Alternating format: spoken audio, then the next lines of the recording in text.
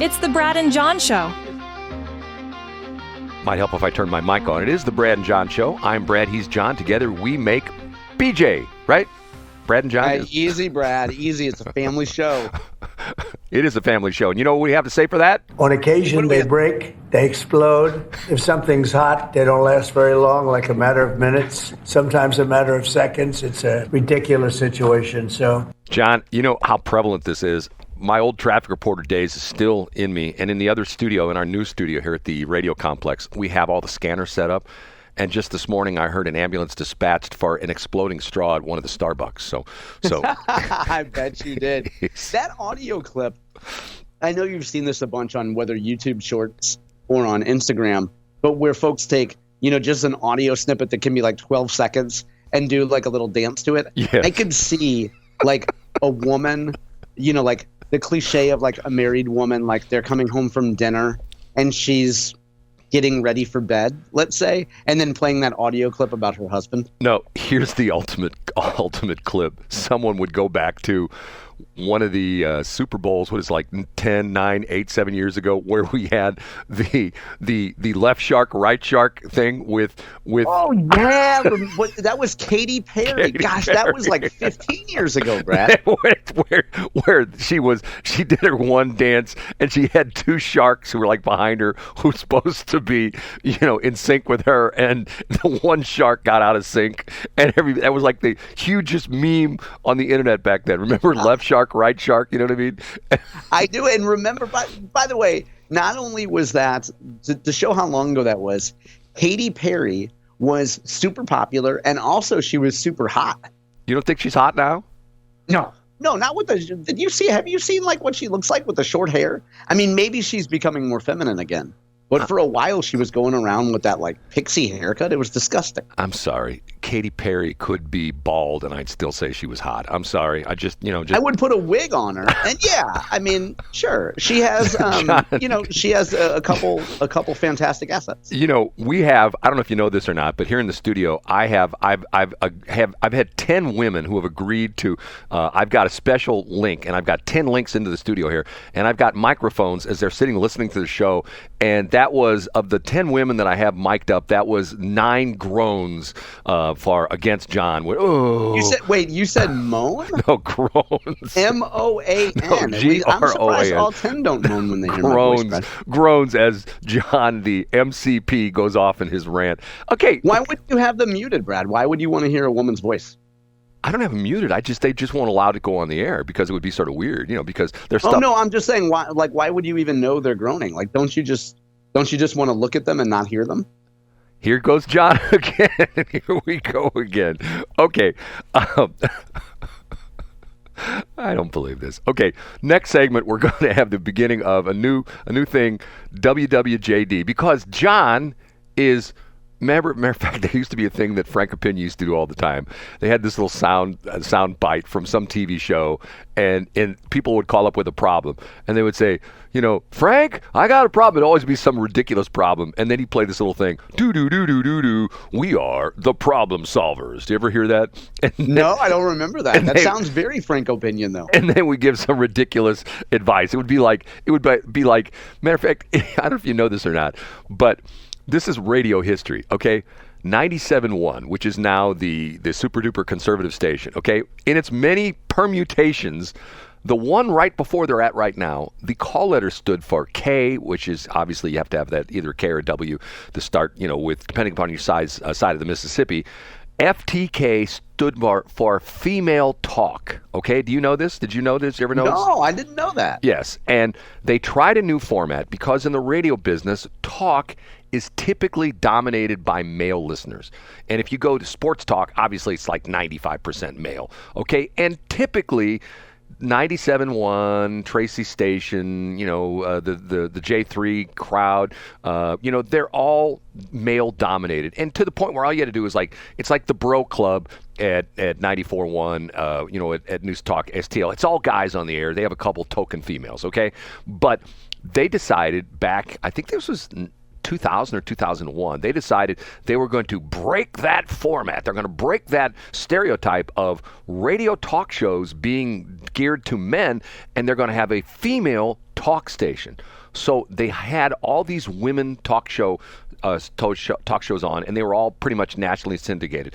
Dr. Susan Forward, remember her? And they had, you remember her, John?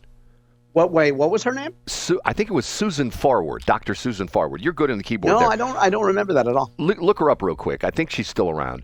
And they had they had like all these women, and they were like they were sort of doing like sort of girl talk. Like if somebody calling, like a woman calling, my boyfriend, he doesn't get me flowers, and they would say, well, dump that guy. There's 10 other. Yeah, but let me interrupt. A woman named Susan Forward. She's a PhD. She wrote a book called Toxic In-Laws. That sounds like a banger. And there was a lady named Tony something or other. I can't remember the name. Somebody's texting me. Maybe they have the names. But anyway, the sad part of it was I just got this text from a woman. Not even women want to listen to women all the time. Okay, so. Yeah, boy, isn't that the truth. Okay, so it bombed. As a matter of fact, the funny part of the story is, and I don't know if I've ever told this story before. You get mad at me for telling my stories. No, but by the way, what was the name? And now, what was the name of the station? What was the branding of it?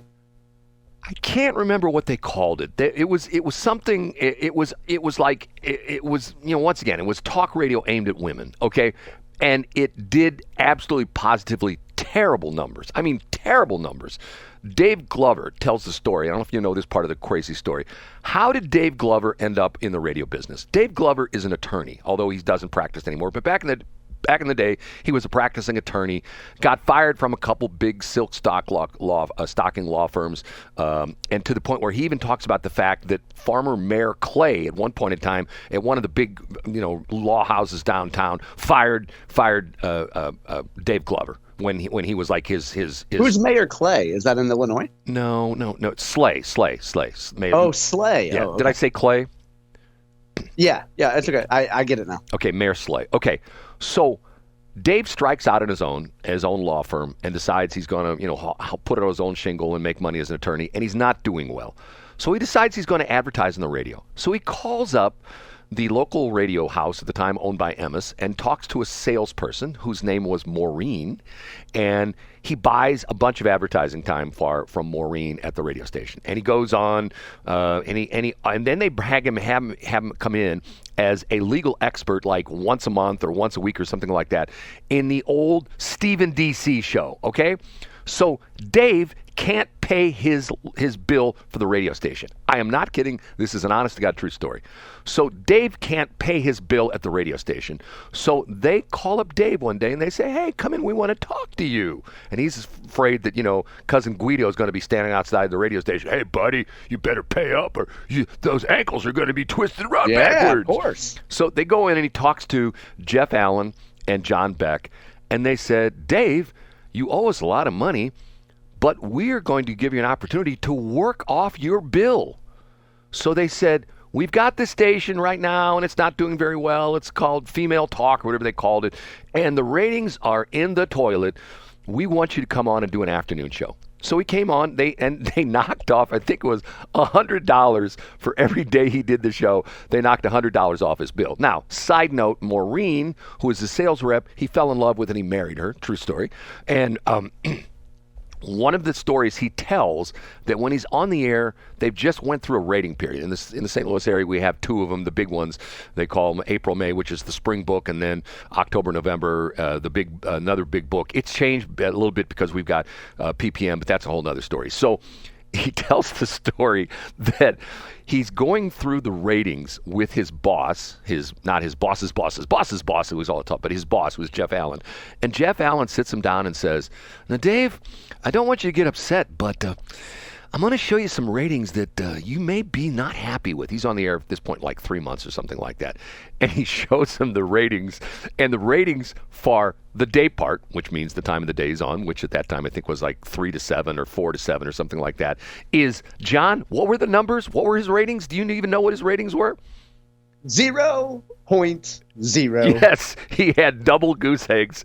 There's nowhere to go but up, though, right? It's in the Arbitron. He had 0.0 because the rest of the station was still doing the female talk and nobody was listening to it. And you have the it's like this is true in television or radio, at least in linear land. Like if you're watching, you have what they call the lead-in. If you have a good lead-in show, some people may TV all the time. It's like when NBC used to have their killer Thursday nights, there's one show after another. People they kicked butt on Thursday night because they had a good lineup and one show led into the other. Well, in the radio business, it's the same thing. If you have a great show and the guy afterwards is not so great, then you have a carryover into his first hour, stuff like that. So that was the Dave Glover story. He had a 0.0 in the ratings. And then they started, hiring some people. Actually, I can't remember, and I don't know if you know this or not. You know who one of the morning guys was originally on 97.1? No, I don't have any idea. Charles Jaco. Oh, yeah, you're right. Yes. I do remember that, Brad. And that turned out to be a train wreck. If you follow Charles Jaco on the internet right now, any of his social media channels, I will tell you that I've been banned from his Facebook page because he posts the most unbelievable, crazy, weird stuff. I mean, one time, I'll never forget this. I don't normally go after people on internet and stuff like that. He posts this hypothetical. I can almost remember it word for word. Hey, a friend of mine who is a Mexican is coming to the United States, and he's a friend of mine, and we're going to go down in southern Missouri. Can anybody tell me where we would not be bothered by the Bubbas who hate Mexicans? Any restaurants we could go to where we won't get thrown out because I'm with a Mexican? Where the Bubbas won't flash us with a shotgun and slash our tires in the parking lot? I mean, once again, why would you say that? You know what I'm saying? To get a reaction from people, or to get a reaction from the Brad Hildebrands. And it's also, to me, now again, I'm not a psychologist, but if you say that, you're conveying a few things. Number one, I'm so diverse. I have a friend from Mexico. Number two, I'm so sophisticated. I have friends from other countries visiting me. And number three, I'm better than you because not only do I host people from Mexico, I care about their safety and their mental health. Well, it's like you get into racial discussion. Somebody will say, "Well, I have a friend of mine who's black." Yeah. Hey, so let's get back to the female talk radio thing. First of all, you're assuming my gender. You're assuming that I'm not a female here, Brad. But I was driving through the Westplex yesterday, and I heard an ad for a brand new station just for the Westplex. It's for women. And then I looked up the brand new station, flipped over to Hot AC in 2018. But Brad, 7 years later, it's still the hot new station for the Westplex. And I give that station a break because it sounds like that advertisement is in the sweet voice of Shelley Barr. But it could just be a Shelley Barr imposter. I've never been able to figure out whether that 7-year-old ad is Shelley or if it's somebody else. It's Karen. Karen Carroll. No, not Karen Carroll, but it's a Karen that does that voice. I swear to God. Oh, wow. I thought maybe you meant that it was, a typical Karen that goes into Home Goods and asks to speak to the manager. No, it's an actual Karen. I do like the line in there where it says, "Guys, we know you're listening, but we promise not to tell anyone." I always thought that was funny. Well, that's true.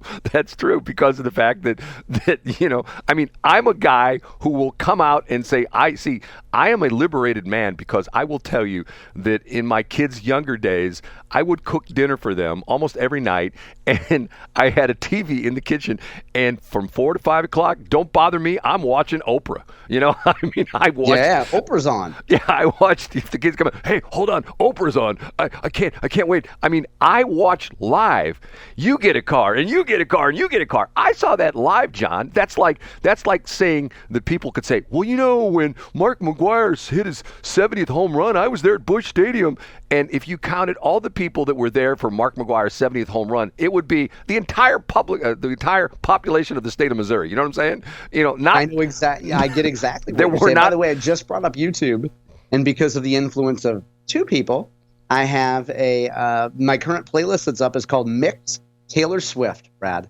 That was played throughout the Combs household at at dinner and shower time last night. So I'm right there with you. Did you watch Tom Cruise jump up on the couch with the whole Katie Holmes thing? Were you watching that live? I did not see that. I did, but once again, see, in C Block, which we have upcoming, a long time ago, one of my bosses told me, matter of fact, this was Richard Miller, the crazy Richard Miller, the guy who was in the radio business and then got into the banking business and then lost his bank because of Sean Hayes, but that's a whole other story.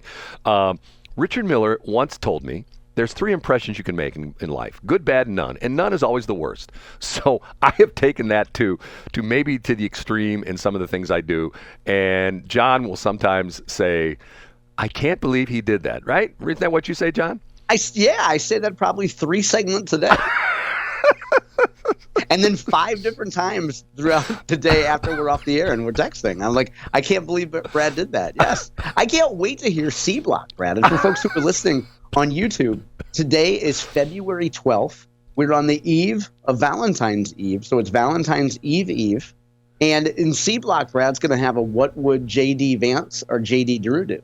No, right? What would John do? That's what would John do. Okay, good deal. Okay, now, before we get into that, there's a snowstorm coming in. Are your kids off school today? Have you already gotten the notifications? Absolutely, yeah. Francis Howell canceled last night, Brad, at 6:15 p.m. So here's going to be the interesting thing. I don't know if you know about this or not, but for a lot of the school districts, Friday is a day off because of, and it's interesting enough, they make it Friday before a 3-day weekend. So they have teachers meetings on Friday, which means they'll go into the teachers meeting at 9 o'clock and they'll be out the door at 9:30.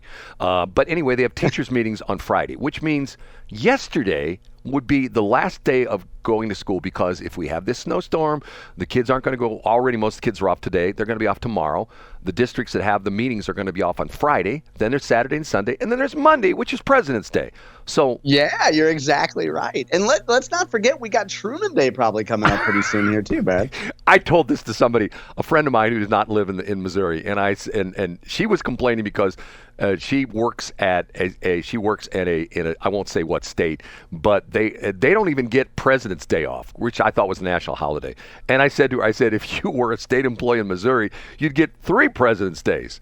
And she goes, how is that possible? I say, you get Lincoln's birthday, you get the official holiday, the federal holiday, which is President's Day, and then you get Truman's Day. You get May 8th this year. Right. May 8th is Truman Day. Right. You get 3 President's Days. I mean, not 1, not 2, but 3. 3 doors, no waiting. Okay. WWJD is up next. Hold on, I've about made this. I gotta rearrange the paperwork, Brad, because I had planned to take 90 seconds of my sick day in C Block, but I'll postpone that till Thursday. Are you officially calling in sick, or is there a member of your? Are you a member? Yeah, I can't say who it's for. Yes. I see my neighbor across the way. Actually, he's an older guy, and he looks like he might have a little cough. So I'm going to use my sick day for his illness.